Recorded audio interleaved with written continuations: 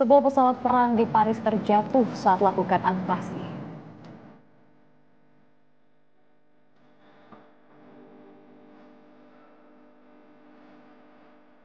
Manchester United awali Liga Premier Inggris musim ini dengan kemenangan.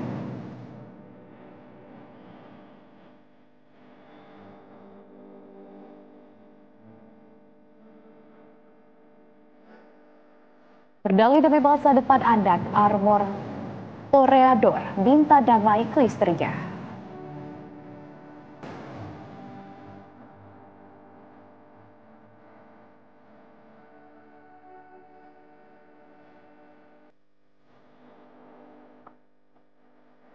Halo, selamat pagi pemirsa. Senang sekali kami dapat kembali menjumpai Anda dalam berita satu pagi. Selain informasi tadi, kami juga akan menampilkan berbagai informasi menarik lainnya dari dalam negeri maupun mancanegara dan tentunya informasi seputar olahraga. Semuanya akan kami hadirkan selama 1 jam ke depan. Bersama saya Risa Fauzia, inilah berita satu pagi selengkapnya.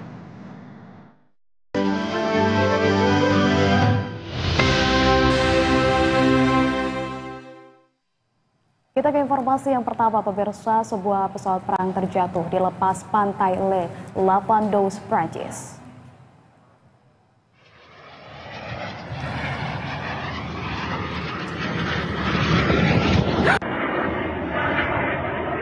Pesawat jenis Volga Magister itu terjatuh sekitar pukul 17.00 waktu setempat.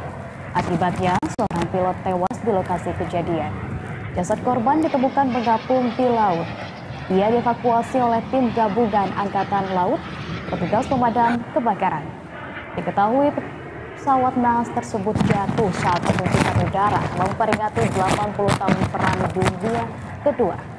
Saat ini berwenang telah membuka penyelidikan terkait dengan penyebab kecelakaan tersebut.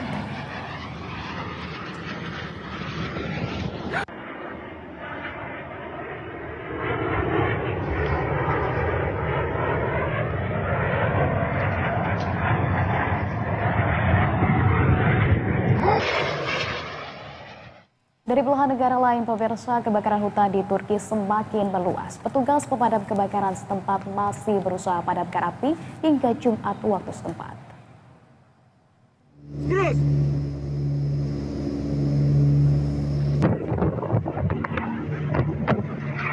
Pemerintah Turki telah mengerahkan puluhan pesawat, ratusan kendaraan, dan ribuan personel untuk memadamkan api. Menteri Kehutanan Ibrahim Yumakli mengatakan baru ada 17 dari 47 titik api yang berhasil dipadamkan. Kondisi cuaca yang panas dan berangin menjadi kendala proses pemadaman api. Kebakaran ini juga berdampak pada permukiman warga, khususnya yang berada di pantai barat atau pinggiran kota Izmir. Warga terpaksa meninggalkan rumah mereka lantaran abu dan udara yang tidak sehat menyelimuti kawasan permukiman. Para pejabat setempat pun memperingatkan peningkatan risiko kebakaran hutan selama akhir pekan karena rendahnya kelembapan, angin kencang, dan juga suhu yang tinggi.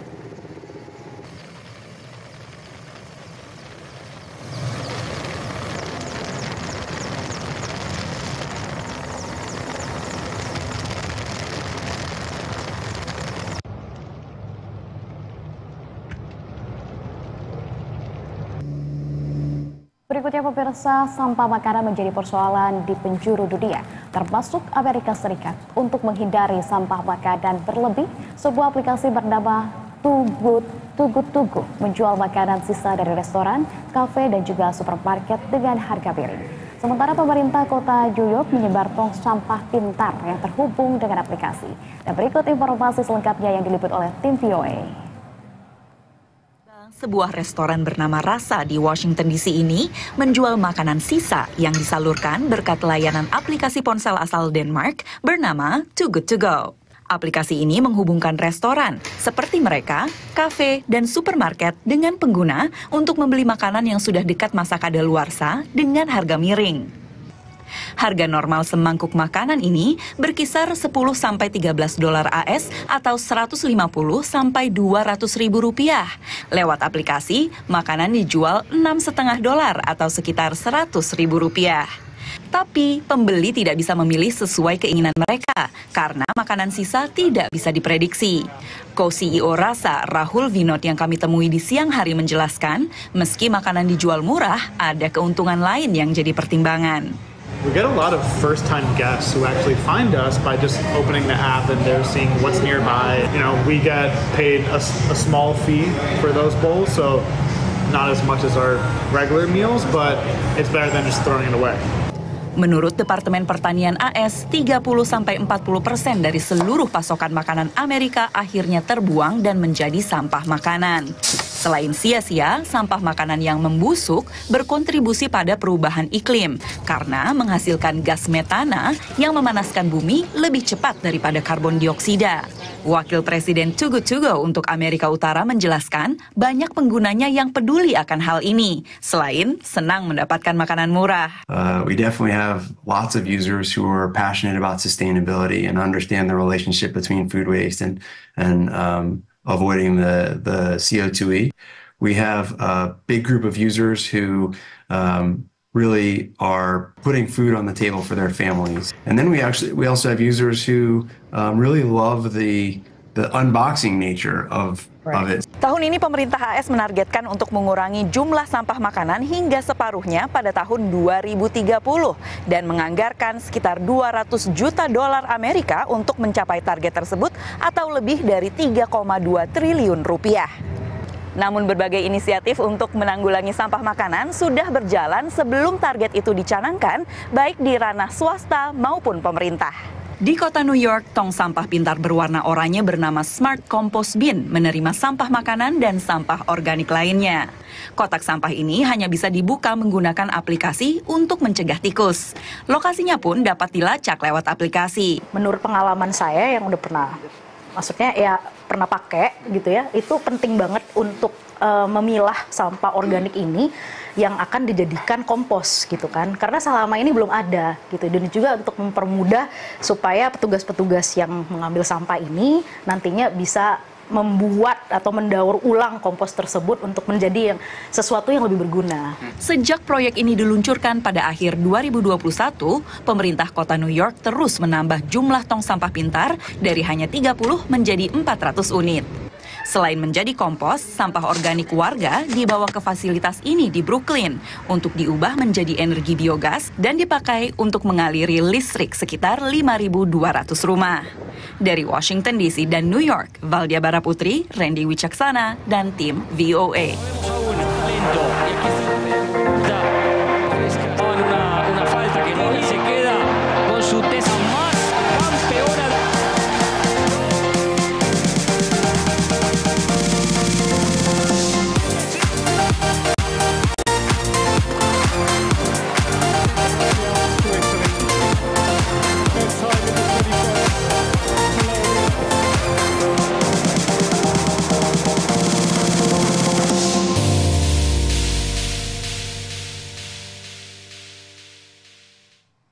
Dan pemirsa, kita awali informasi olahraga dari Liga Premier Inggris, di mana Manchester United berhasil menang tipis 1-0 atas Fulham di laga perdana di hari tadi. Casemiro, Garnacho, and McTominay. Joshua Zirkzee mencetak gol tunggal kemenangan Manchester United di laga ini pada menit 86. Ia memanfaatkan bola umpan dari Alessandro Garnacho untuk membobol gawang Bernard Leno. Skor akhir 1-0 pun tidak berubah. Begitu wasit meniupkan peluit panjang. Garnacho, the supplier, men in the box. It's a good foot. He just lets it drift off the inside of his left foot. Kita beralih ke La Liga Spanyol, pemirsa. Athletic Bilbao ditahan imbang oleh Getafe pada laga perdana. Kedua tim menjudahi laga dengan skor 1-1. Meski bertindak sebagai tim tamu, Getafe mengambil inisiatif menyerang lebih dulu. Mereka mendapatkan peluang emas perdana di menit 5 dari bola sepakan Christian Perez. Pada menit 26, tuan rumah mampu membuka keunggulan dari gol Oihan Sanchez. Ia melepaskan tembakan dari luar kotak penalti yang gagal dibendung oleh kiper Getafe. Peluang Getafe pada menit 39 juga belum menemui sasaran, dengan bola sepakan Perez masih jauh dari gawang tuan rumah. Bilbao juga ikut membuang peluang emas di menit 52 dari bola sepakan Inaki Williams di luar kotak penalti Getafe. Getafe nyaris menyamakan skor di menit 47 seandainya bola sepakan Vico Federico tak membentur tiang gawang Bilbao. Pada menit 51, peluang hampir pasti gol Getafe kembali kandas berkat kesigapan kiper Bilbao dalam situasi one-on-one. Gol yang dinanti publik tim tamu akhirnya tercipta pada menit 63. Berawal dari situasi tendangan sudut, bola ditanduk oleh Kristantus Uce hingga membobol gawang tuan rumah. Skor 1-1 pun bertahan hingga laga usai. Sementara itu, pemirsa, Real Betis juga meraih hasil imbang saat menjamu Girona dengan skor 1-1. Dan berikut kita simak informasinya.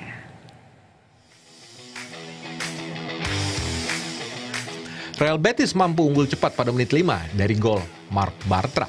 Ia menyundul bola hasil umpan tendangan sudut tanpa bisa dibendung kiper Girona. Girona kemudian membalas menekan dan melahirkan peluang emas pada menit 16. Akan tetapi, bola sepakan Herrera masih melambung di atas mistar gawang tuan rumah. Pada menit 19, bek Girona melakukan blunder sehingga bola bisa dicuri pemain Real Betis. Namun, kesigapan kiper Gazzaniga berhasil membuat gawangnya tak kebobolan. Kesialan bagi Girona dalam memburu gol penyama berlanjut di menit 59 dengan bola menerpa tiang gawang Betis. Serangan balik Real Betis pada menit 62 sempat membuat ketar-ketir para bek Girona. Tetapi kiper Gazzaniga dengan cemerlang menepis bola sepakan Rodri. Ketidakputusasaan pemain Girona dalam mencari gol penyama berbuah hasil pada menit 71. Gabriel Misihui sukses membobol gawang tim tuan rumah lewat bola sepakan di depan kiper Rui Silva. Dan hingga wasit meniup peluit panjang, skor 1-1 pun tak berubah.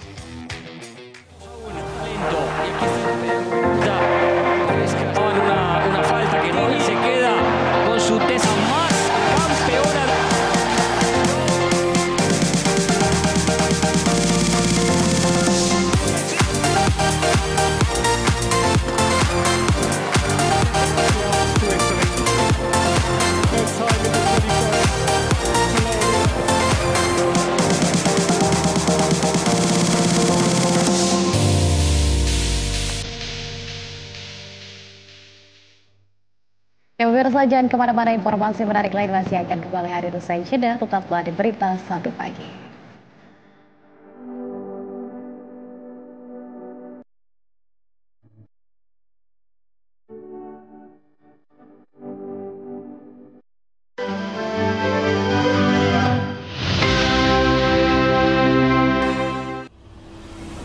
Di momen spesial Hari Kemerdekaan Republik Indonesia dan ulang tahun yang ke-79, BTV lewat Berita 1 Spesial menghadirkan informasi lengkap, akurat, dan langsung dilaporkan dari tempat peristiwa.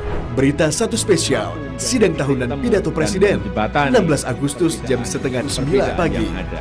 Berita 1 Spesial, sidang tahunan Nota Keuangan, 16 Agustus jam 1 siang. Berita 1 Spesial, pengibaran bendera, 17 Agustus jam 8 pagi.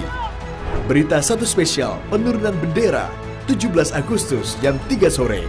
Semua kami kemas secara lengkap dan penuh arti untuk pemirsa di rumah.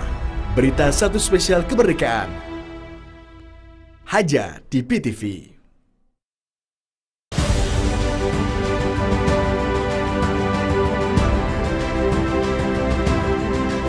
Assalamualaikum warahmatullahi wabarakatuh.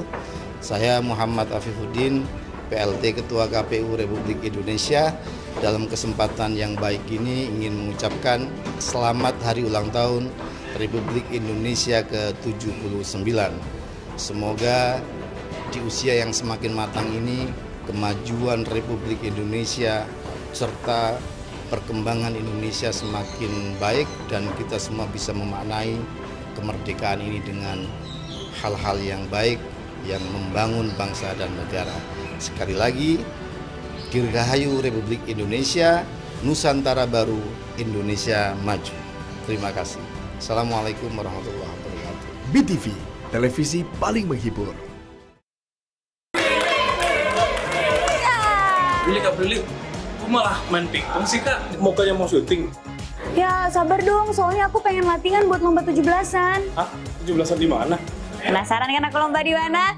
Nah, nonton ya Trik Talk edisi spesial kemerdekaan. Ada aku hanya di BTV.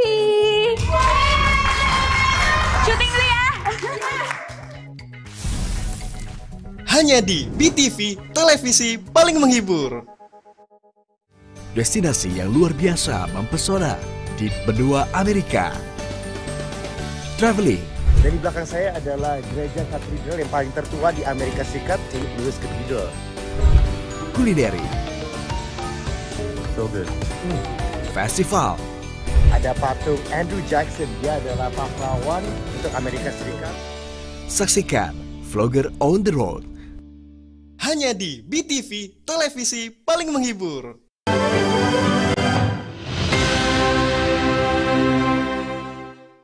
Terima kasih pemirsa, Anda masih menyaksikan berita 1 pagi. Pemirsa, PT Migas Mandiri Pratama Kalimantan Timur berkomitmen terus bertransformasi untuk memajukan kegiatan bisnis di sektor hulu, hilir hingga penunjang. Sejak 2009, PT MMP Kaltim telah berkontribusi untuk kas negara sebesar 1,3 triliun rupiah.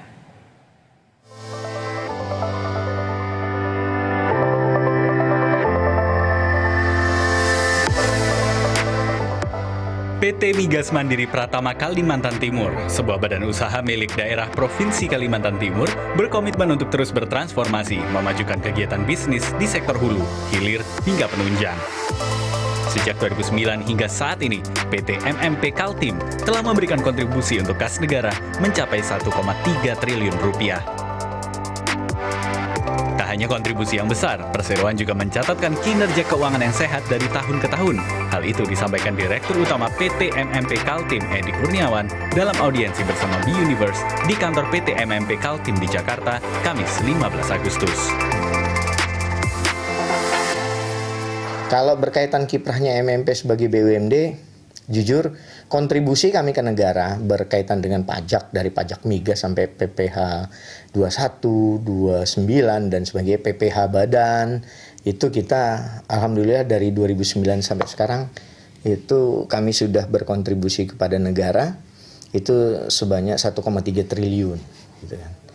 Nah, kalau untuk ke daerah kami sudah berkontribusi sekitar 700-an miliar.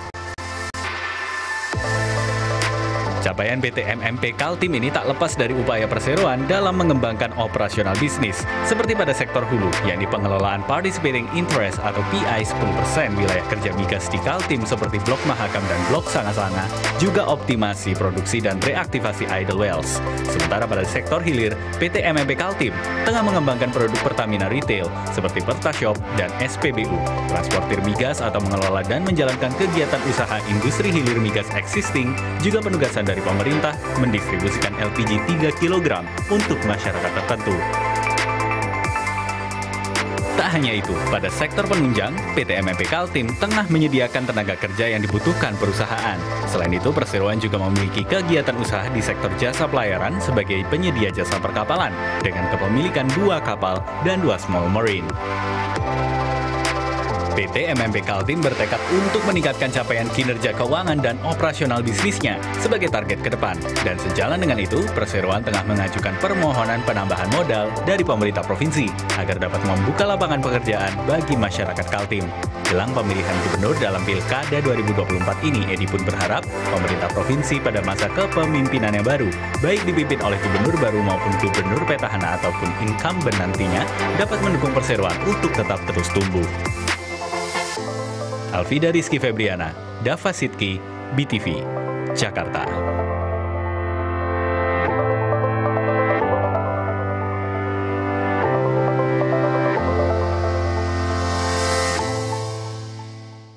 Kita beralih ke informasi lain, pemirsa. Gudang bahan kimia jenis tiran terbakar di Dadap Kosambi, Kabupaten Tangerang, Banten.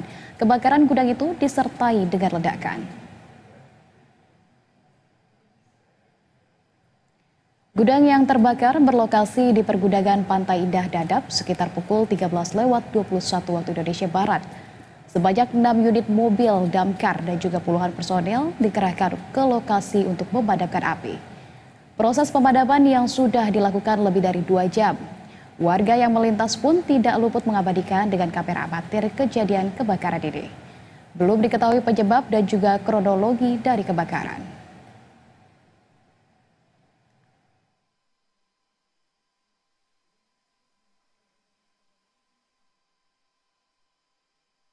Tidak hanya di Tangerang, Banten, pemirsa, kebakaran hebat juga melanda Pasar Kutoarjo, Purworejo, Jawa Tengah.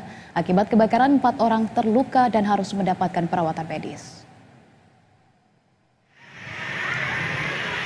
Ratusan pedagang dan warga di sekitar Pasar Kutoarjo, Purworejo, Jawa Tengah panik saat melihat kepulan asap tebal dan api yang membesar.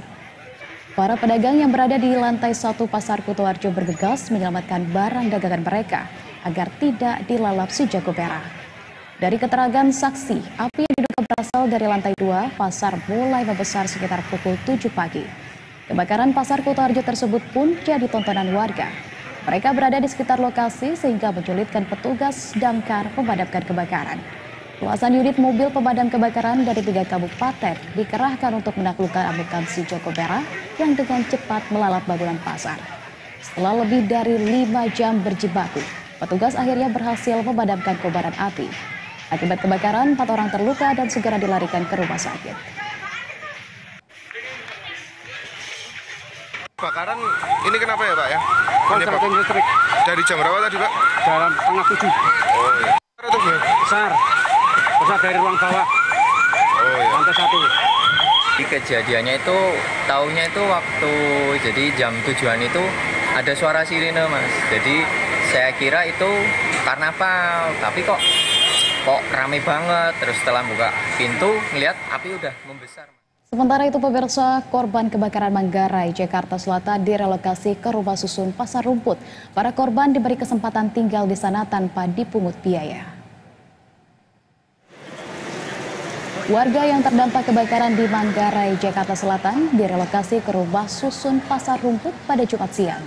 Belum semua warga yang direlokasi karena relokasi ini dilakukan secara bertahap.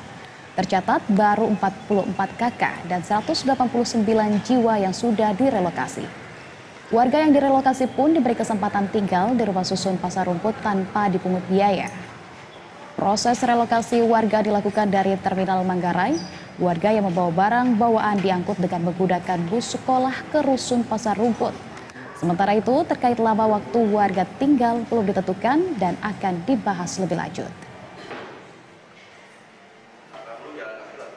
Jadi sore hari ini, hari Jumat, saya mengantarkan warga Kelurahan Manggarai yang terdampak kebakaran kemarin dan selama 3 hari kemarin ya sudah berada di tenda pengungsian, dan mulai hari ini kita secara bertahap warga tersebut yang terdampak kebakaran kita relokasi untuk menempati rusun di Pasar Rumput ini.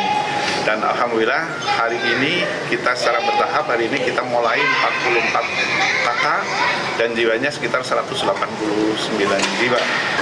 Saya teramat terima kasih kepada Pemda DKI Jakarta, terus Kota Asmi, Wali Kota Jakarta Selatan, serta Camat dan Lurah yang telah memberikan fasilitas untuk kami yang dampak terbakar. Ini syukur alhamdulillah saya mendapatkan rusun ini sangat. Kita ke informasi lain pemirsa, tersangka KDRT selebgram Armor Toreador meminta damai kepada istrinya Cut Intan. Armor beralasan restoratif justice yang diajukan demi 3 anaknya yang masih kecil. Kapolres Bogor AKBP Rio Wahyu Anggoro menegaskan pihaknya akan tetap melanjutkan proses hukum tersangka KDRT Armor Toreador meski mengajukan restoratif justice. Saat ditemui awak media pada Jumat siang, Kapolres Bogor mengungkapkan penyidik sudah memeriksa sejumlah saksi dan juga korban dalam kasus KDRT ini. Polisi juga sudah mengirimkan SPDP atau surat pemberitahuan dimulainya penyidikan kepada Kejaksaan Negeri Cibinong. Ya, pelaku mengajukan RJ. Oh silakan kalau RJ ingin mengajukan RJ kepada si pihak korban. Tapi perlu saya tegaskan di sini, ini kasus yang sangat viral dan sangat luar biasa menurut hemat saya. Dan itu pelaporan bukan korban yang buat. Yang buat adalah anggota Polri sendiri, perintah saya. LP-nya bunyinya LPA. Kalau LPA berarti polisi yang membuat laporan tersebut. Makanya pasal yang saya kenakan adalah berlapis. KDRT betul adalah undang-undang delik aduan. Tapi di situ ada penganiayaan dan undang-undang perlindungan anak yang merupakan delik murni. Sehingga kalau misalkan damai itu tetap jalan. Dan saya terus akan melaksanakan itu, mengawal sampai dengan... Sementara itu pemirsa, melalui unggahan di akun media sosial, pengacara kondang Hotman Paris berharap agar tersangka KDRT terhadap selebgram Cut Intan Nabila mendapatkan hukuman yang berat. Kepada mantan atlet selebgram yang jadi korban KDRT suami, mudah-mudahan pengadilan memberikan hukuman yang sangat berat terhadap si pelaku tersebut karena benar-benar perbuatan tersebut sangat sadis. Dan pemirsa, Polres Bogor telah menetapkan Armor Toreador sebagai tersangka kasus kekerasan dalam rumah tangga terhadap sang istri Cut Intan Nabila. Kasus ini terungkap usai Intan mengunggah rekaman video terkait aksi KDRT yang dialaminya. Dan berikut merupakan sejumlah fakta terbaru terkait kasus KDRT yang dilakukan Armor terhadap Intan Nabila. Dalam kasus ini, polisi menerapkan pasal 44 ayat 2 Undang-Undang tentang KDRT. Pasal 35 KUHP dan juga pasal 80 Undang-Undang Perlindungan Anak. Armor dijerat dengan pasal berlapis dan terancam hukuman maksimal 10 tahun penjara. Kapolres Bogor AKBP Rio Wahyu Anggoro membeberkan motif Armor melakukan KDRT terhadap Intan karena ketahuan menonton video porno. Selanjutnya dalam konferensi pers, Armor mengakui telah melakukan KDRT terhadap sang istri Intan Nabila lebih dari 5 kali sejak tahun 2020. Imbas dari kasus ini, Himpunan Pengusaha Muda Indonesia Jawa Barat memecat Armor Toreador. Tidak hanya Intan, anak-anak selebgram itu pun mengalami trauma akibat tindak kekerasan yang dilakukan oleh ayah kandungnya sendiri. Berdasarkan hasil visum, terdapat sejumlah luka pada bagian punggung dan kepala Intan Nabila. Selain itu, Armor juga sempat menendang bayi mereka yang baru berusia 1 bulan yang sedang tertidur.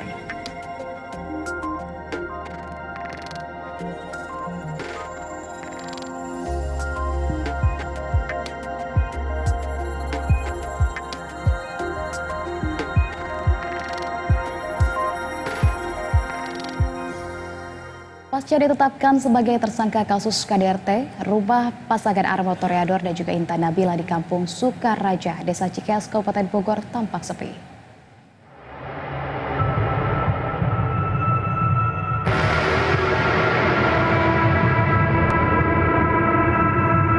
Pasca suami Armor Toreador ditetapkan sebagai tersangka kasus kekerasan dalam rumah tangga KDRT, rumah selebgram Cut Intan Nabila di Kampung Sukaraja, Desa Cikeas, Kabupaten Bogor, Jawa Barat tampak sepi. Sebuah mobil terparkir di depan pintu rumahnya dengan pintu gerbang terbuka sedikit, sementara di depan pintu masuk digembok. Menurut pengakuan Ketua RT 04 RW 05, Dedi mengatakan selama ini pasangan Armor dan Intan terlihat baik-baik saja. Kedua pasangan ini tinggal di rumah tersebut sudah sekitar 2 tahun lalu. Seharian tuh ya normal aja sih yang kelihatan sama saya gitu ya. Kalau dia ada perlu sama dia, karena saya sebagai Ketua RT ya, minta bantuan ya saya bantu sebisa saya. Terus kalau saya minta bantuan kayak sumbangan buat acara di masjid, acara 17-an kayak terakhir kan namanya, biasa normal gitu ngobrol. Sementara itu Retno Leliana, psikolog dari Dinas Pemberdayaan Perempuan dan Anak Pemkab Bogor menyatakan Intan dalam kondisi baik. Retno mengaku tidak bisa membocorkan bagaimana kondisi detail Intan karena etika kesehatan. Namun secara umum akan ada perasaan campur aduk antara lega dan bersalah dalam jiwa perempuan korban KDRT. Untuk kondisi Mbak Intan sendiri saat ini didampingi oleh keluarga, sahabat-sahabat, juga ada kami ya, psikolog dari Dinas Perlindungan Perempuan dan Anak Kabupaten Bogor, juga ada psikolog anak dan Peksos dari Kementerian PPA. Insya Allah itu bisa menjadi sumber untuk membantu memberikan dukungan psikologis untuk Mbak Intan ya. Sebelumnya selebgram Cut Intan Nabila menjadi korban KDRT oleh suaminya sendiri. Kasus ini terungkap setelah Intan mengunggah ke media sosial rekaman CCTV saat dirinya sedang dianiaya oleh suaminya sendiri. Heru Yustanto, BTV Bogor, Jawa Barat. Kasus lainnya, pemirsa, selebgram Angela Lee jadi tersangka atas kasus penggelapan tas mewah senilai 3,2 miliar rupiah. Angela saat ini ditahan di Polda Metro Jaya. Selebgram Angela Lee ditahan dan ditetapkan sebagai tersangka oleh polisi. Angela jadi tersangka dugaan penggelapan tas mewah senilai 3,2 miliar rupiah. Kabid Humas Polda Metro Jaya, Kombes Ade Arisyam Inradi, mengatakan bahwa kasus tersebut bermula saat Angela membeli tas mewah dari korban FI tahun 2017 lalu. Awalnya pembayaran berjalan lancar. Kemudian Angela kembali memesan 15 tas mewah lain dari korban dengan pembayaran beberapa kali angsuran. Namun Angela baru 1 kali membayar cicilan dan tidak kunjung membayar sisanya. Polisi juga menjelaskan 15 tas tersebut kemudian digadaikan oleh Angela.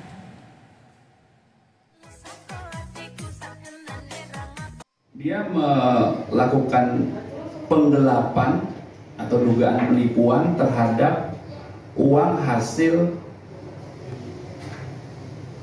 penjualan tas ini. Jadi dia beli langsung kepada korban 15 tas, itu hanya dibayar 1 kali angsuran.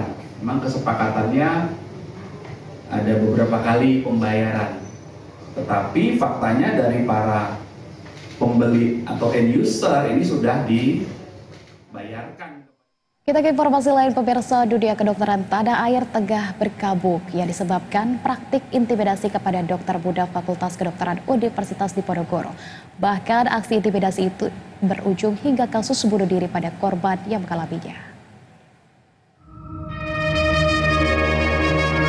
Kasus tewasnya seorang mahasiswi program pendidikan dokter spesialis Universitas Diponegoro Semarang menjadi sorotan publik. Korban bahkan diduga nekat menyuntikkan obat penenang pada diri sendiri akibat serbuan perundungan yang dialaminya. Menteri Kesehatan Budi Gunadi Sadikin mengakui banyak mahasiswa program pendidikan dokter spesialis yang ingin melakukan bunuh diri. Kita juga pernah kan melakukan screening mental terhadap para PPDS ini, dan banyak kan memang yang ingin bunuh diri. Jadi ini sudah fenomena yang besar yang terjadi. Hal ini kita lakukan sementara karena begitu kita mau memeriksa, semua murid-murid junior ada sana diintimidasi. Tidak boleh bicara. Nah ini menurut saya tidak baik. Karena mereka masih berinteraksi di sana. Itu sebabnya kita berhentikan sementara. Supaya penyelidikan ini bisa dilakukan dengan cepat, bersih, dan transparan, bebas dari intimidasi. Pengurus Besar Ikatan Dokter Indonesia juga memberikan pernyataan tegas untuk menghormati proses penyelidikan yang saat ini masih berlangsung oleh aparat yang berwenang terkait kasus dugaan bunuh diri Dr. Aulia. PBID juga meminta agar masyarakat tak membuat spekulasi apapun tentang penyebab insiden ini hingga penyelidikan selesai. ID juga menegaskan pentingnya pendampingan serta dukungan kesehatan mental bagi dokter muda dan mendorong pembentukan pusat trauma dan evaluasi kesehatan mental selama pendidikan kedokteran. Menghormati proses penyelidikan yang saat ini masih berlangsung oleh aparat yang berwenang, baik itu oleh aparat hukum, baik itu proses yang dilakukan oleh rumah sakit pendidikan dan institusi pendidikan, dan juga kami ingin menekankan pentingnya dukungan kesehatan mental selama pendidikan. Kami juga mendorong pembentukan pusat krisis trauma center untuk mengevaluasi kesehatan mental secara periodik para peserta pendidikan dokter dan dokter spesialis di institusi pendidikan kedokteran dan juga di rumah sakit pendidikan. Melihat adanya berbagai kasus perundungan yang terjadi, Kemenkes dan PBID akan terus menindaklanjuti dan memberikan sanksi mulai dari pemberian surat teguran hingga penurunan jabatan pekerjaan. Tim Liputan BTV. Ya, pemirsa, kematian mahasiswi dokter yang diduga bunuh diri karena dibully menyisakan duka mendalam bagi keluarga. Ayah korban terpaksa dilarikan ke rumah sakit karena sangat terpukul akibat kepergian sang putri. Ayah almarhumah Aulia Risma Lestari masih dirawat di rumah sakit sejak Selasa sore lalu. Berdasarkan informasi dari tetangga korban, Ayah Aulia langsung dilarikan ke rumah sakit usai almarhumah dimakamkan.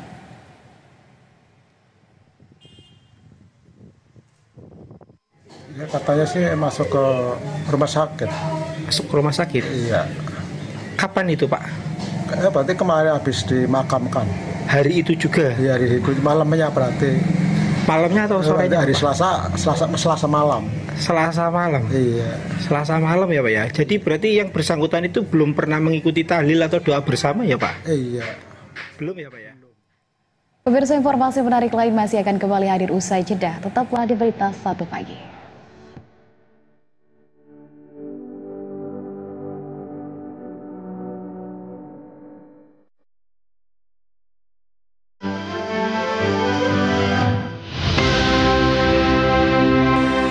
Merayakan Hari Kemerdekaan Republik Indonesia yang ke-79.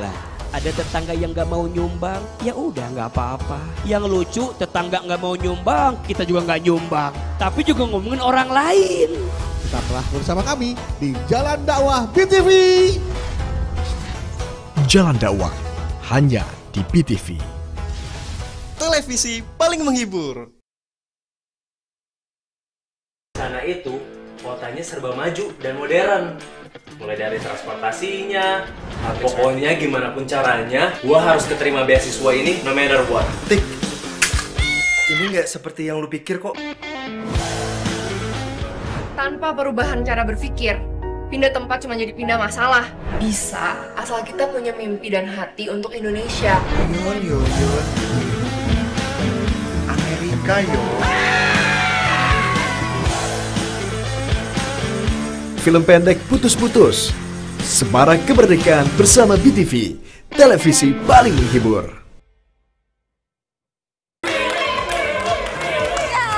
Beli Kak Beli, kok malah main pingpong sih Kak? Mukanya mau syuting. Ya sabar dong, soalnya aku pengen latihan buat lomba 17-an. Hah? 17-an di mana? Penasaran kan aku lomba di mana? Nah, nonton ya TikTok edisi spesial kemerdekaan, ada aku hanya di BTV. Syuting dulu ya. Hanya di BTV, televisi paling menghibur.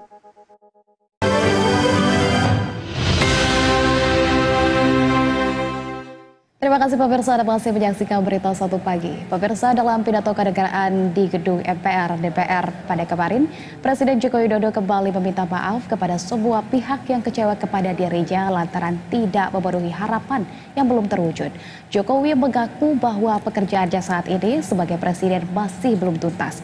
Namun, dia yakin akan keberlanjutan program jika bersama-sama saling bekerja sama. 10 tahun bukanlah waktu yang cukup panjang untuk mengurai semua permasalahan bangsa. Saya sangat menyadari bahwa sebagai pribadi yang jauh dari kata sempurna, sebagai insan yang tumbuh dalam keterbatasan, dan sebagai manusia yang jauh dari kata istimewa, sangat mungkin ada yang luput dari pandangan saya. Sangat mungkin ada celah dari langkah-langkah yang saya ambil. Dan sangat mungkin banyak kealpaan dalam diri saya. Oleh sebab itu, di penghujung masa jabatan ini, izinkan saya menyampaikan suara nurani terdalam kepada Bapak, Ibu, dan saudara-saudara sebangsa setanah air, kepada seluruh rakyat Indonesia, tidak terkecuali satupun. Saya dan Profesor Kiai Haji Ma'ruf Amin mohon maaf untuk setiap hati yang mungkin kecewa, untuk setiap harapan yang mungkin belum bisa terwujud, untuk setiap cita-cita yang mungkin belum bisa tergapai. Sekali lagi kami mohon maaf. Kami mohon maaf. Ya, pada sidang tahunan yang digelar di Komplek Parlemen, Ketua MPR Bambang Susatyo turut menyinggung fenomena kota kosong yang sedang disorot pada pilkada mendatang. Sementara itu, pada pidatonya, Puan Maharani menyebut seluruh pihak harus siap dalam segala kondisi. Sejumlah isu tengah disoroti pada sidang tahunan MPR kemarin. Salah satunya ialah fenomena kota kosong yang diduga akan terjadi pada pemilihan kepala daerah tahun ini. Pada pidatonya, Ketua MPR Bambang Susatyo menyinggung hal tersebut dengan sebuah pantun yang berisikan pesan jangan sampai fenomena kota kosong dapat memecah belah bangsa.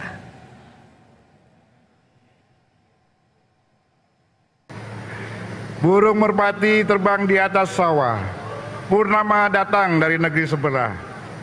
Koalisi calon kepala daerah masih bisa berubah. Kota kosong jangan sampai membuat kita terbelah. Tak terlepas dari isu pemilihan kepala daerah, Ketua DPR pun turut menyinggung pada sambutan yang dilakukan pada sidang siang kemarin. Menurut Puan, pemilu harus menghadirkan demokrasi yang berkualitas. Rakyat harus diberi kebebasan untuk menentukan pemimpinnya. Selain itu, Puan juga meminta agar seluruh kontestan dan juga partai politik yang akan bertarung harus siap jika menang dan kalah di pemilu. Partai politik siap untuk bersanding ataupun bertanding ke depannya.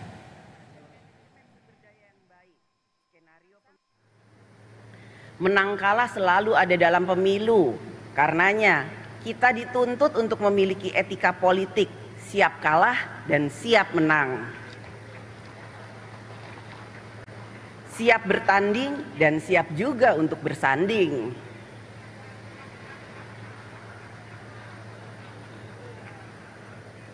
Etika politik yang sama juga menuntut pemilu dilaksanakan dengan memberikan kebebasan kepada rakyat untuk menjalankan kedaulatannya. Ya, sementara itu pemirsa, Presiden Joko Widodo menyampaikan pidato kenegaraan di sidang tahunan di Gedung Nusantara MPR DPR DPD RI.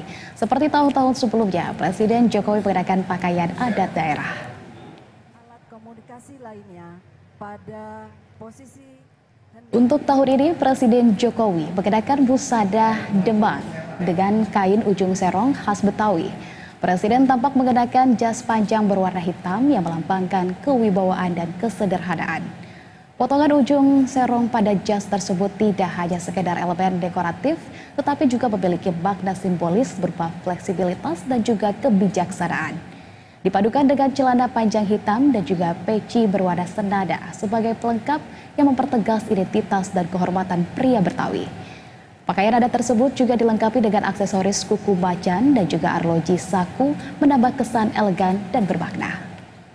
Sementara itu, Wakil Presiden Maruf Amin yang juga hadir mengenakan busana adat Palembang, beskap dan celana panjang berwarna hitam serta menggunakan balutan sarung berwarna coklat dan tanjak atau penutup kepala khas Palembang berwarna batik coklat.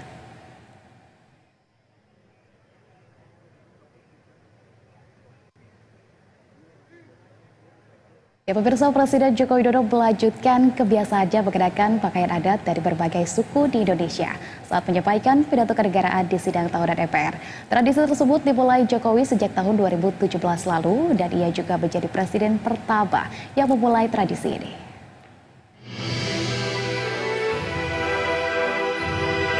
Saat menyampaikan pidato kenegaraan di sidang tahunan MPR 2021, Jokowi mengenakan baju adat suku Baduy dari Banten.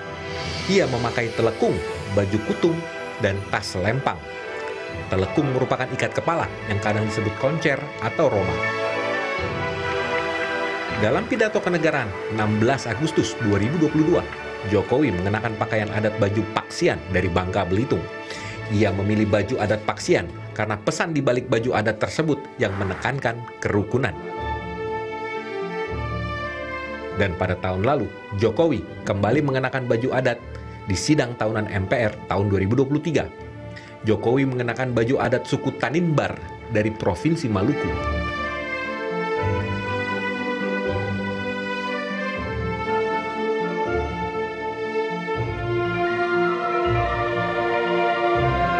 Suku Tanimbar merupakan sekelompok etnis atau masyarakat Indonesia yang mendiami Kepulauan Tanimbar. Tim Liputan BTV, Jakarta. Ya, selanjutnya pemirsa, rangkaian kegiatan peringatan HUT ke-79 Republik Indonesia di IKN diprediksi bakal membutuhkan pasokan daya hingga 3 MW. Menyikapi hal itu, PT PLN pun menyiapkan pasokan daya hingga 10 MW yang dipastikan berasal dari energi hijau. Dari jelang upacara 17 Agustus di IKN, PT PLN memastikan seluruh pasokan listrik yang digunakan di IKN 100% berbasis energi hijau yang berasal dari pembangkit listrik tenaga surya atau PLTS IKN. Untuk mengantisipasi lonjakan beban penggunaan listrik saat upacara 17 Agustus, PLN pun memastikan PLTS IKN mampu menghasilkan pasokan daya mencapai 10 MW. Direktur Utama PT PLN, Darmawan Prasobjo, memastikan pasokan listrik saat upacara 17 Agustus di Istana Garuda di IKN telah siap dan aman.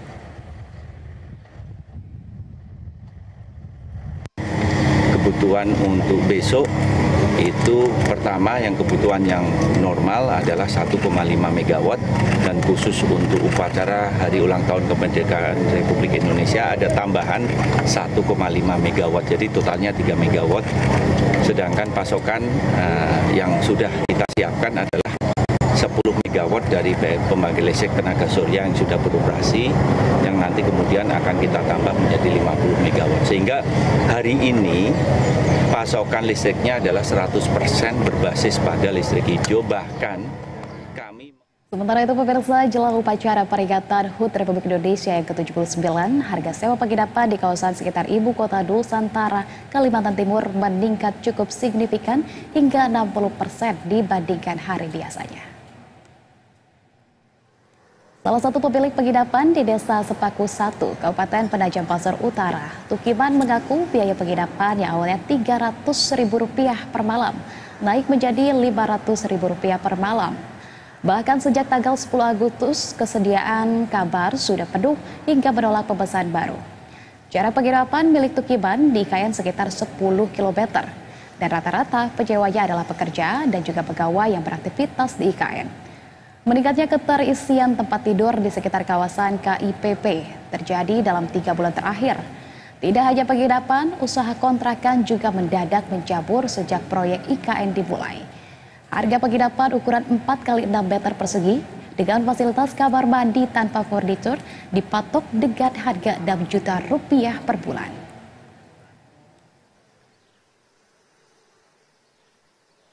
Kurang lebih saya punya ini 1,5 bulan, full terus, enggak? Iya, tiap hari. Selama sudah mulai tanggal 10 itu sudah banyak penolakan orang mau masuk. Sampai sekarang. Ya pemirsa, pemerintah menyediakan sedikitnya ada 5 bus listrik untuk mengangkut tamu VVIP saat pelaksanaan upacara HUT Republik Indonesia yang ke-79 di Ibu Kota Nusantara, Kalimantan Timur. Kelima bus listrik itu nantinya akan digunakan untuk mengangkut tamu VVIP seperti menteri, gubernur, wali kota hingga tamu negara. Pemirsa, saat ini saya berada di salah satu titik stasiun dari bus listrik yang disediakan di Ibu Kota Nusantara, Kalimantan Timur. Di sini ada sekitar 5 bus listrik yang rencananya akan digunakan pada saat peringatan hari ulang tahun 17 Agustus nanti. Dan dari kelima bus ini ada yang menarik perhatian saya, pemirsa. Anda sudah lihat di sini Nusantara. Ini salah satu bus yang mesinnya mungkin mesin dari Korea, namun dari sisi desain segala macam ini dibuatnya dari Indonesia. Jadi ini buatan dalam negeri. Semuanya bodi dan juga interiornya ini dibuat dari dalam negeri. Kita akan coba intip langsung bagaimana bus buatan dalam negeri akan digunakan di Ibu Kota Nusantara pada 17 Agustus nanti. Sekarang saya sudah berada di dalam bus listrik yang akan digunakan pada saat 17 Agustus nanti. Dan kalau saya melihat kondisi interiornya ini rasanya sebenarnya kurang lebih sama seperti Transjakarta kalau Anda pernah mencobanya di Jakarta. Kata petugas tadi kapasitas yang ada di dalamnya ini ada sekitar 37 kursi dan ada ruang untuk berdiri juga sebanyak 16. Jadi total sekitar ada 53 lah kapasitas orang yang bisa ditampung bus listrik ini.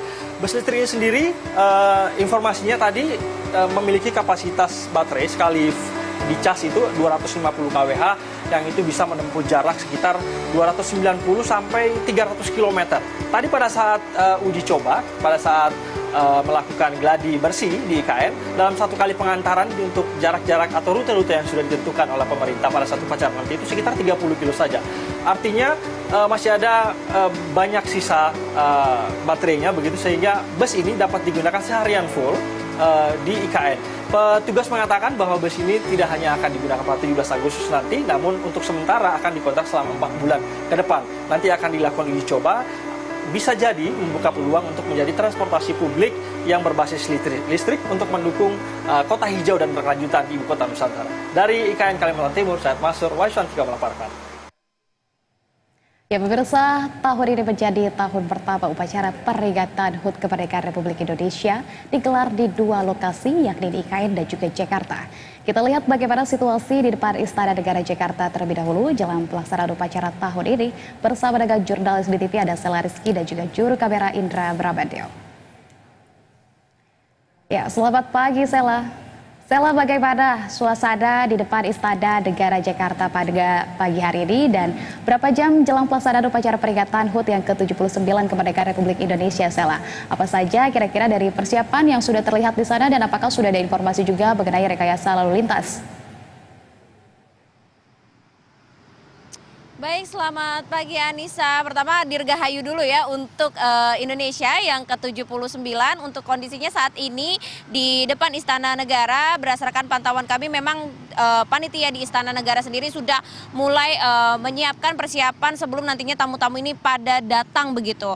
Dan memang benar seperti yang disampaikan Anissa, untuk tahun ini cukup berbeda. Di HUT RI yang ke-79 ini, perayaan kemerdekaan ini dilaksanakan di 2 kota, yakni di Ibu Kota Nusantara di Penajam Pasir Utara dan juga di Jakarta. Kalau untuk di IKN sendiri memang dihadiri langsung oleh Presiden Joko Widodo dan juga calon presiden terpilih yakni Prabowo Subianto. Sementara untuk di Jakarta ini akan dipimpin oleh Wakil Presiden Maruf Amin dan juga nantinya akan dihadiri oleh Wakil Presiden terpilih Gibran Raka Buming Raka. Untuk penyelenggarannya memang berbeda juga Anissa, yang mana nantinya pengibaran bendera ini akan dilakukan langsung di IKN. Maka dari itu bagi masyarakat yang berada di Jakarta ini akan menyaksikan secara langsung melalui videotron yang sudah disediakan di sini di kawasan sekitar Istana Merdeka, yakni di Medan Merdeka Utara dan juga Barat. Tadi kami melihat sudah ada persiapannya sejauh ini. Tadi kami mendengar sudah ada cek sound gitu dari panitia yang berada di dalam sana. Kemudian juga kami melihat beberapa masyarakat yang berlalu lalang mengenakan pakaian adat, terlebih menggunakan batik dan juga tadi kami melihat ada yang menggunakan kebaya, meskipun sampai saat ini belum banyak tamu yang datang dan nampaknya sudah mulai pada antusias begitu untuk mengikuti peringatan Hari Kemerdekaan kita. Selain itu untuk rekayasa lalu lintas sampai saat ini memang belum diinformasikan dan juga kami melihat masih bisa dilalui di sekitar Istana Merdeka ini, baik dari Medan Merdeka Utara maupun juga dari kawasan Pejompongan. Anissa. Ya Sela, kalau begitu tadi Anda sampaikan juga bahwa sudah banyak ya sepertinya tamu-tamu undangan yang sudah mengenakan pakaian adat begitu. Tapi kalau dari masyarakat sekitar mungkin biasanya juga di sekitar istana ini banyak sekali ya yang datang untuk menyaksikan bersama. Apakah sudah nampak di sana, Sela?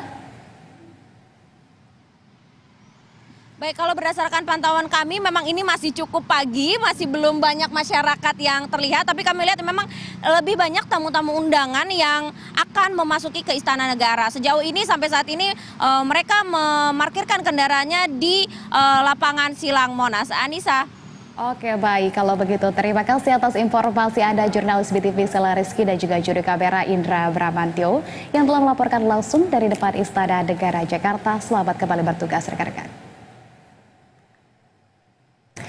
Ya pemirsa, selanjutnya kita akan pantau bagaimana suasana di kawasan Monas dan juga IKN menjelang upacara peringatan HUT Kemerdekaan 79 Republik Indonesia. Sudah ada jurnalis BTV Fidelia Huangrio dan juga juru kamera Hilman Prayitno di Monas, Jakarta Pusat. Dan juga sudah bergabung juga bersama kami saat ini Said Mansur bersama dengan Jaka Rianto ada di kawasan IKN. Ya, selamat pagi rekan-rekan. Baik, sudah terpantau. Kalau begitu saya akan sapa terlebih dahulu di kawasan Monas, ada Vidi. Vidi, apa saja yang sudah disiapkan di kawasan Monas dari pantauan Anda sejauh ini? Dan apakah sudah ada kegiatan yang bisa dinikmati masyarakat di sana, Vidi? Ya, selamat pagi Ica dan juga pemirsa BTV. Memang meskipun Hari Ulang Tahun Republik Indonesia yang ke-79 ini mungkin digelar secara resmi di Ibu Kota Nusantara, tetapi tetap akan ada euforia tersendiri bagi Kota Jakarta dalam menyambut daripada Hari Ulang Tahun Nusantara, di mana memang menurut pantauan kami di kawasan Monumen Nasional, di tempat di mana saat ini saya berada, ini memang ada sejumlah acara yang juga akan digelar. Dan apabila ada bertanya mengenai dengan persiapan daripada yang ada di kawasan Monas ini sendiri, memang dari pukul 5 waktu Indonesia Barat tadi apabila kami pantau begitu ya, dan dapat kami gambarkan ketika kami memasuki kawasan Monas begitu, sudah terlihat ada beberapa anggota polisi militer yang sedang melakukan apel pagi, yang tentunya ini akan melakukan pengamanan baik dari dalam maupun luar kawasan Monas pada saat nantinya ada upacara dan juga acara yang akan berlangsung pada hari ini. Dan juga di jelang Hari Ulang Tahun ke-79 Republik Indonesia ini juga nampaknya kawasan Monas sudah bersolek begitu ya, dengan pernak-pernik dan juga ondel-ondel khas Betawi. Dan saat ini juga nampaknya spesial sekali, hari ini saya juga menggunakan baju adat khas Betawi ya. Dan juga terdapat beberapa tenda yang sudah disediakan begitu ya, dan juga panggung tempat di mana nantinya upacara akan berlangsung untuk nantinya pejabat daripada Pemprov Jakarta untuk menyampaikan pidatonya. Dan juga apabila kami pantau juga memang sudah ada banyak sekali persiapan yang sudah dilakukan, baik juga dari mungkin ada Duta Wisata Bang Noni yang sudah bergabung juga, tadi kami sempat menyapa sedikit. Dan juga di sisi lain terdapat ada panggung hiburan yang juga telah disediakan begitu ya untuk acara Gemilang Silang Monas. Dan juga ini dapat dicatat bahwa nantinya ini akan ada acara konser musik yaitu dari sore hingga malam nanti, dan tentunya ini sangat sayang sekali untuk dilewatkan. Kembali ke Anda mungkin Ica untuk sementara. Oke, baik. Kalau dari Monas tampaknya sudah sangat siap dengan sejumlah persiapannya. Lantas kita akan beralih ke IKN. Di sana sudah ada Said Mansur nampaknya. Dan oke, baik. Said, dapat diceritakan seperti apa persiapan penyelenggaraan upacara perdana di IKN pagi ini? Apakah sudah terlihat tamu-tamu undangan? Anissa, selamat pagi. Senang sekali rasanya hari ini saya berada di Ibu Kota Nusantara, Kalimantan Timur untuk menyaksikan langsung peristiwa sejarah begitu ya. Hari ini adalah pertama kalinya Indonesia menggelar upacara HUT kemerdekaan ke-79 di Istana di Ibu Kota IKN, maksud saya Kalimantan Timur. Tepat di belakang saya, Anissa, ini adalah Istana Garuda yang juga nanti akan menjadi tempat dilaksanakan upacara peringatan HUT ke-79 Republik Indonesia. Dan nampaknya semua yang datang, para petugas upacara dan juga awak media ini, Anissa, tampak antusias mengenakan pakaian adat begitu ya, karena memang ini sudah menjadi tradisi yang kita lakukan setiap tahunnya pada saat upacara utamanya penaikan bendera setiap Hari Ulang Tahun Republik Indonesia. Saat ini saya berada di sisi timur istana.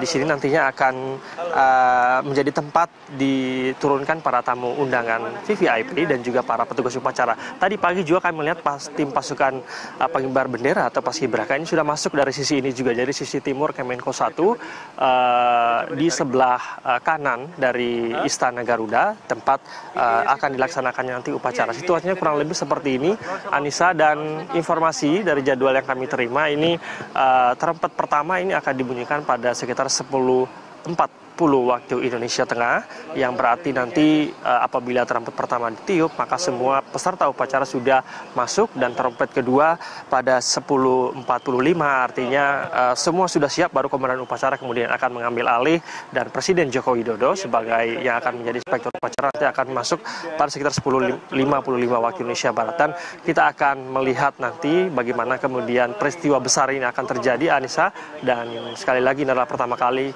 Indonesia merayakan HUT ke-79 di IKN Kalimantan Timur. Anissa.